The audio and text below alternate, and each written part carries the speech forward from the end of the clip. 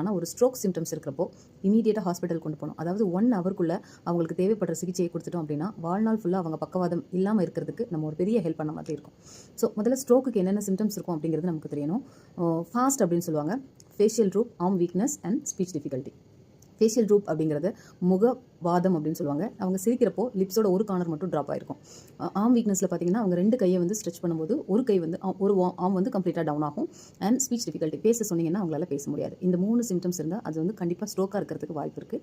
இன்னொரு முக்கியமான விஷயம், அவங்களை சின்ன ஹாஸ்பிட்டலுக்கு கொண்டு போகாதீங்க. ஒருத்தருக்கு ஸ்ட்ரோக் வருது அப்படின்னா ஸ்ட்ரோக்கில் 2 டைப் இருக்குது. Haemorrhagic and ischaemic. அதாவது மூளையில் ஒன்று ரத்த கசிவு இருக்கலாம், இல்லை ரத்த கட்டி இருக்கலாம்.